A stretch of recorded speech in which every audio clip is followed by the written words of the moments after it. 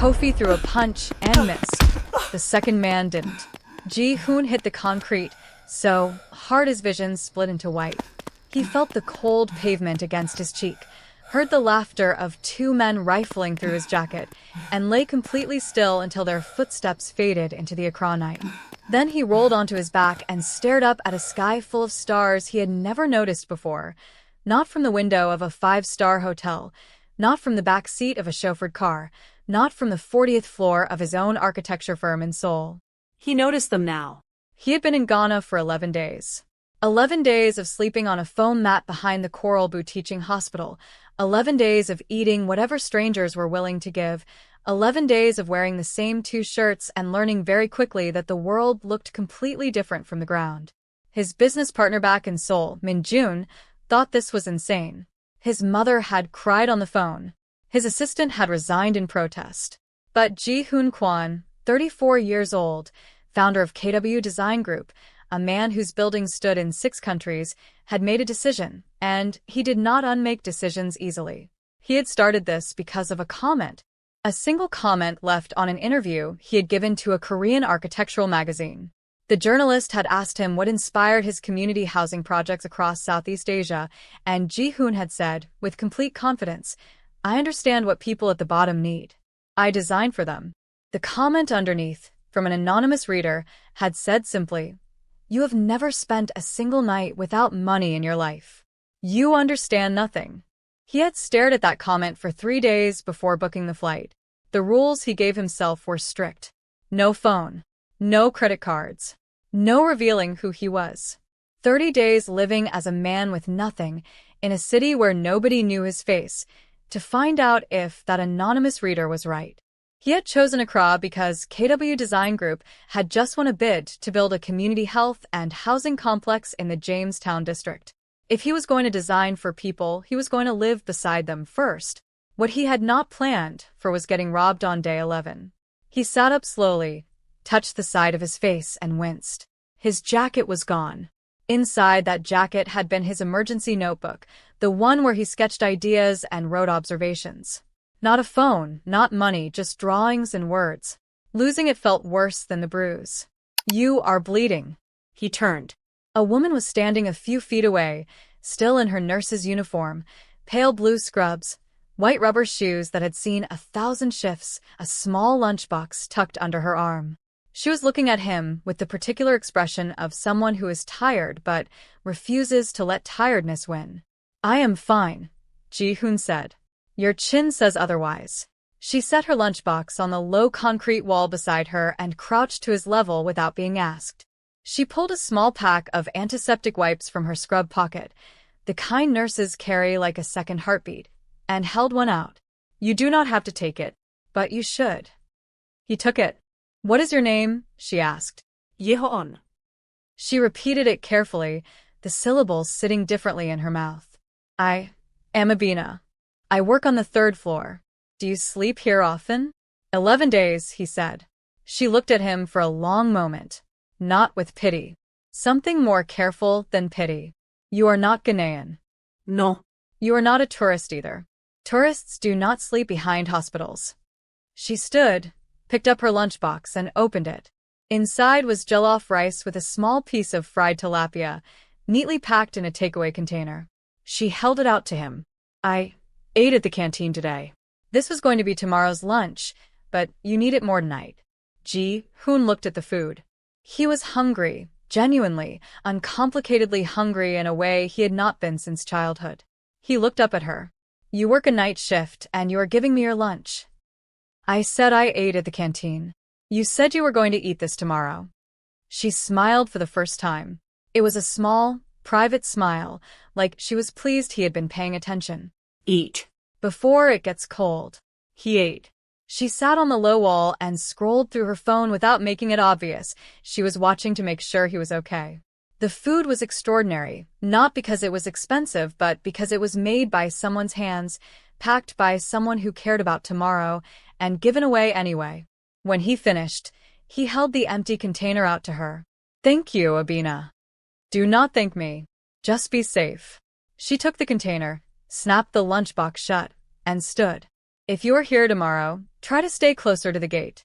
The security guard, Emmanuel, he is kind. He will not chase you away.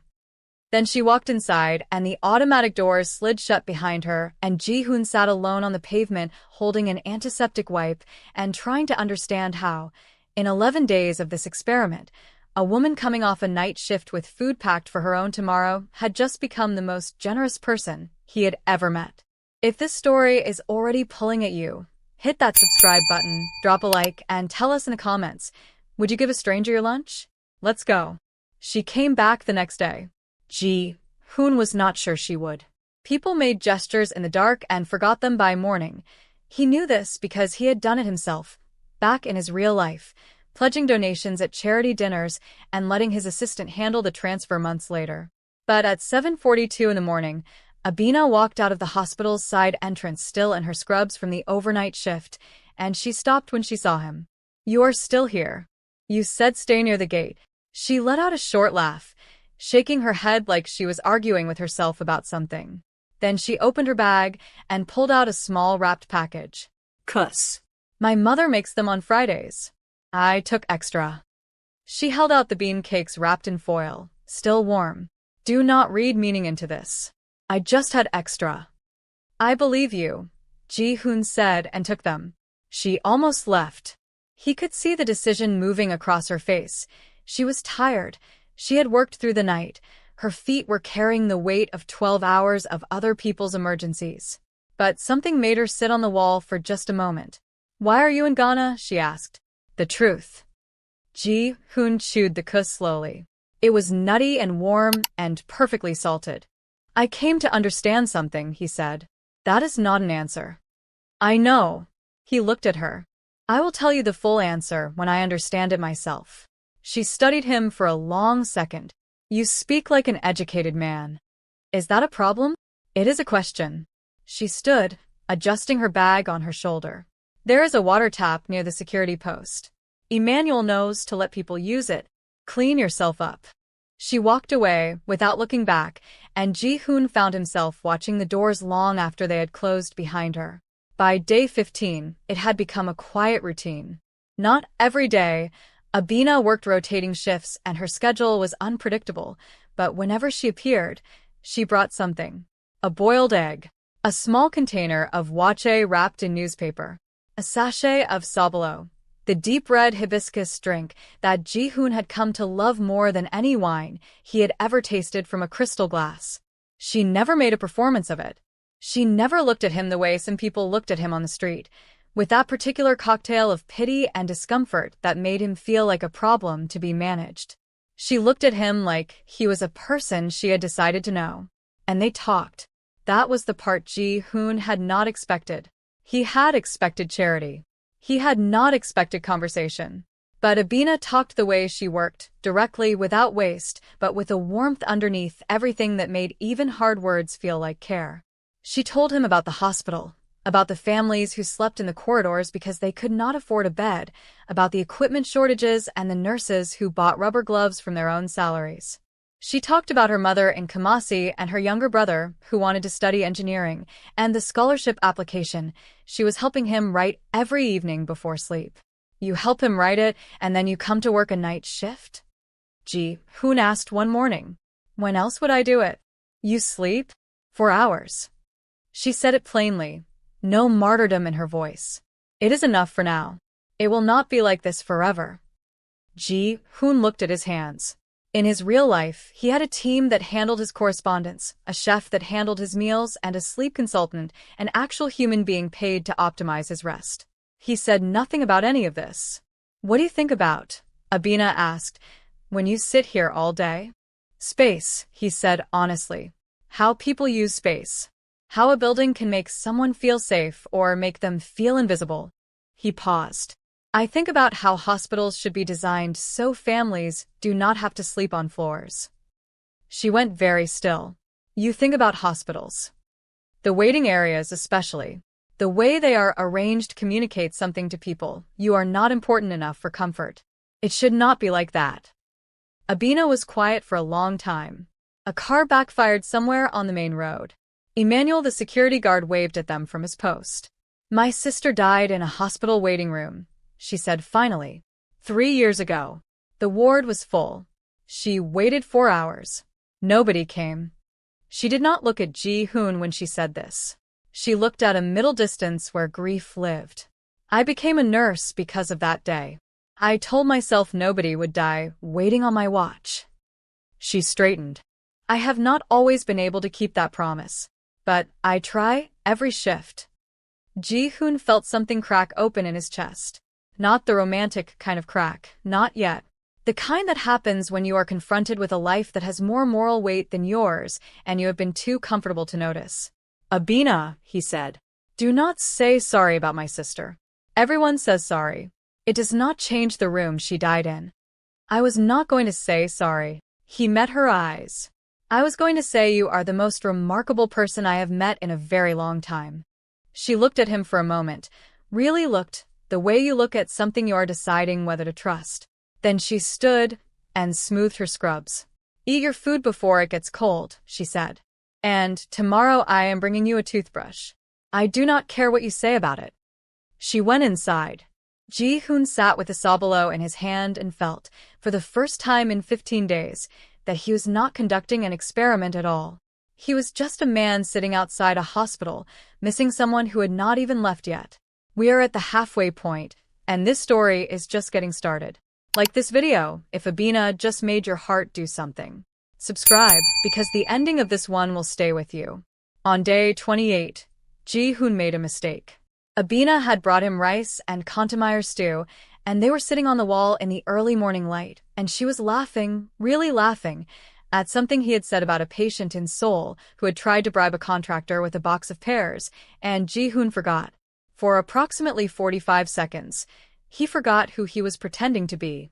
He started describing the building, the atrium, the load-bearing calculations, the argument he had with his structural engineer about the cantilever design, with a precision and fluency that did not belong to a homeless man. Abena stopped laughing. Ji-hoon. Yes. How do you know what a cantilever is? The silence between them was the loudest thing he had heard in 28 days. He looked at her. She was not angry yet. She was at the stage before anger, the stage where a person is gathering evidence against hope, hoping the evidence will not be what they think. He watched her face move through the calculation, watched her reassemble everything. The way he talked, the things he noticed, the questions he asked about the hospital layout, the observations that were too precise to be casual. Who are you? She asked. Her voice was very quiet. I will explain everything. Who are you? My name is Ji-hoon Kwon. I am an architect from Seoul. My firm won the contract to build the community health complex in Jamestown. I came to Accra to live without money for 30 days because I wanted to understand what it meant to design for people who have nothing. I wanted to know if I was actually capable of understanding that. He held her gaze. I was not when I arrived. I am more capable now. Because of you. Abena stood up. The lunchbox fell off the wall, and she did not pick it up. 30 days, she said. Yes. You have been, she stopped. Started again. You let me bring you food. Every day. I skipped my own lunch, Ji-hoon. I told my mother I was helping someone who needed it. I told myself. Her voice broke, just slightly, before she pulled it back. You let me feel sorry for you. You never felt sorry for me. That is the thing, Abena. Everyone else looked at me and saw a problem. You looked at me and saw a person. You talked to me. You told me about your sister. You gave me your time, and I know what your time costs. I have watched how you live, and it costs everything. His voice was urgent now, close to breaking. I am not asking you to forgive me today. I am telling you that what happened between us on this wall was real. Every word I said to you was true. I just hid the address. She picked up the lunchbox from the ground. Her hands were shaking slightly. The community complex in Jamestown, she said. Yes. The one the nurses have been talking about for months. The one that is supposed to have proper family waiting areas. She looked at him. That is your project? Yes. And I want to redesign the ward access model entirely. Based on what you told me. About your sister. About the families on the floors. His voice dropped. I want to build something that means no one dies in a waiting room again, because the space said they were not worth comfort. I want to put that in concrete and glass and steel. And I wanted you to know it came from you. Abena pressed her lips together. A tear ran down one cheek, and she wiped it away fast, like it had no permission to be there. You cannot just say things like that. I know. I am saying them anyway. She was quiet for a long time. The morning traffic on the main road was building. Emmanuel had changed shift, and the new guard was watching them from a careful distance. The hospital hummed behind its automatic doors with the sound of life being fought for, floor by floor. I need to go home and sleep, Abena said finally. I know. And you need to stop living behind a hospital. I have 2 days left. She almost smiled. You're going to finish it. I gave myself 30 days. She shook her head slowly, and this time the smile did not disappear. You are a very strange man, Ji-hoon Kwon. She picked up her bag. When your 30 days are done, she stopped, and something moved through her eyes that was cautious and brave at the same time. My mother makes proper food on Sundays. Not lunchbox food. If you want to eat like a human being for the first time in a month, you can come. She said it to the ground, not to his face. I am not saying it means anything. I am saying you are too thin, and it is a problem. Ji-hoon stood up from the wall. For the first time in 28 days, he stood up straight, not because he was pretending, not because he was performing humility, but because he was genuinely, completely, overwhelmingly grateful to be exactly where he was. Sunday, he said. Sunday, she confirmed and walked away. 2 days later, on the morning of day 30, Ji-hoon sat on the wall one last time as the sun came up over Accra. He had his notebook back. Emmanuel had found it near the gate, had kept it without knowing what it was. Ji-hoon opened it and looked at the sketches he had made before it was stolen, and then he opened to a clean page and drew, from memory, the view from this wall. The hospital entrance. The low concrete barrier. The spot where Abena always set her lunchbox down before she sat. He drew it as a courtyard, with a canopy for shade and benches that faced each other, and a small water feature that would make the air feel less like waiting and more like resting. He drew it as the entrance to the Jamestown complex, the first thing a family would see when they arrived. A space that said, "You matter here. You are not invisible. Someone thought about you before you even arrived." He wrote one word underneath the sketch. Abena. On Sunday, he rang a doorbell in a quiet neighborhood near Abena with a bottle of Bisap juice and clean clothes and a nervousness in his stomach that no boardroom, no client presentation, no architectural award had ever produced. The door opened and the smell of Sunday stew hit him before anything else, and then Abena's mother appeared, a small, round woman with the exact same eyes as her daughter, and looked at him for one long second. "You are the Korean boy," she said. "Yes, Ma. You are too thin." She pulled the door open. "Come inside." From the kitchen, he heard Abena's voice. "Mama, do not embarrass me." "I am not embarrassing you. I am feeding him. There is a difference." Ji-hoon stepped inside. The house smelled like groundnut soup and warmth and Sunday, and something that felt, against all reasonable expectation, like home. He did not leave until evening. And the community health complex in Jamestown, when it opened 14 months later, had a courtyard at its entrance with a canopy and benches and a small water feature, and a plaque on the wall that most visitors assumed was the name of a donor. It was not. It was just a name. The name of a nurse who gave a stranger her lunch every day, not knowing she was feeding the person who would one day build the things she had been praying for. If this story moved you, like this video, share it with someone who needs to hear it today, and subscribe for more stories that remind you that kindness is never wasted. Drop in the comments, what would you have done if you were Abena? We read every single one.